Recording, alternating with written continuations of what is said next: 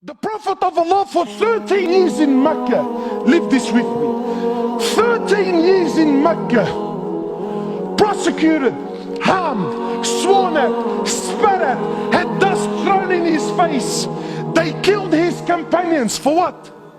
For what? What crime did he do? What crime did he do? What? He looked at someone's sister? What? He didn't cough up his money at the end of the business transaction? What crime did he do? 13 years! They boycotted him and his family for 3 years. Sahaba said we were eating the leaves of the trees until our droppings became like the droppings of animals for 3 years. For what?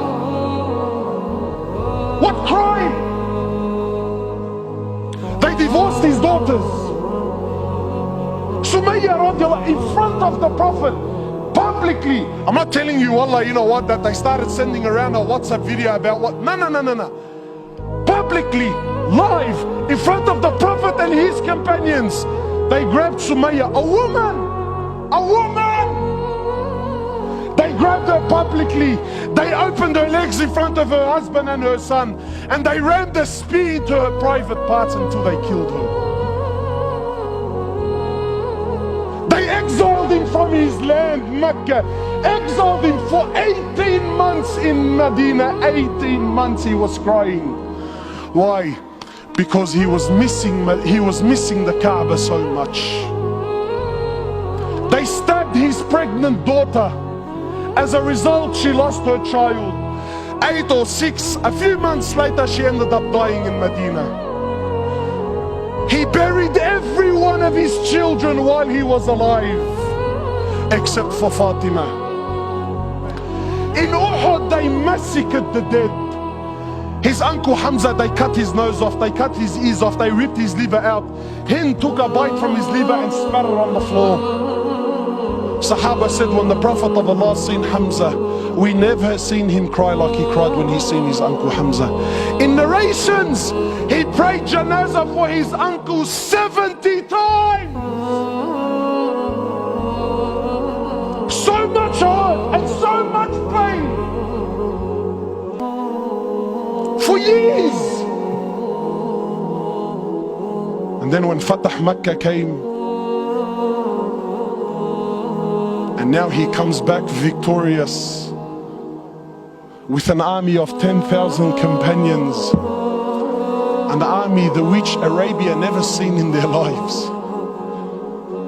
Men who at the drop of a word were happy to give their lives just to see him smile. He enters into the Haram of Mecca, 10,000 soldiers surrounding, and those people that harmed him for years and years and years. Not Muslims. And I'm asking you to forgive your Muslim brother.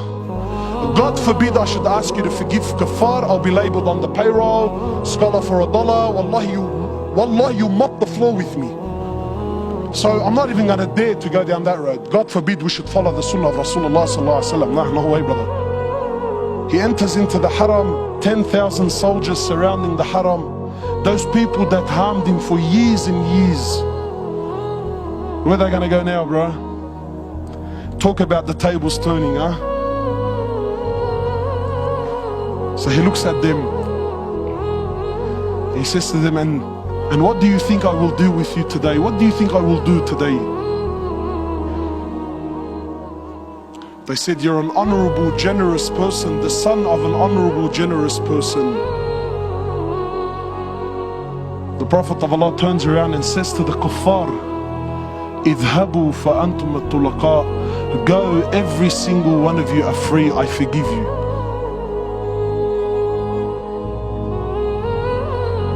Where's this sunnah in our lives, man? Where's this deen? Wallahi, my brothers, I take an oath by Allah, forgive me if these words are a bit harsh, but I tell you now, and this is my own personal opinion, wallahi, even our love for the deen, even our love for the Sahaba is a love of dunya.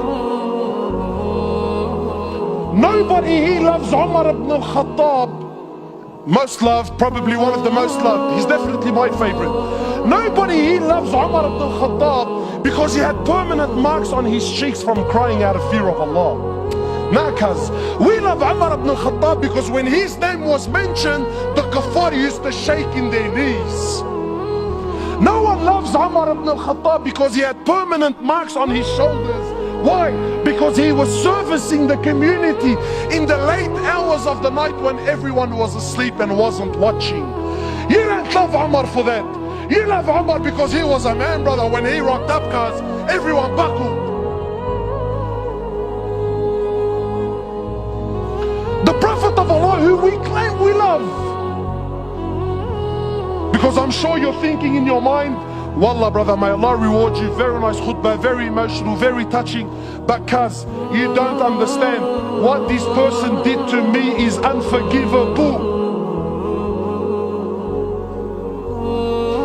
And I repeat, there is absolutely no scenario. I don't care if he shot your mother, he shot your father, he raped your child. I don't care what scenario you could possibly throw at me. Forgiveness is the key.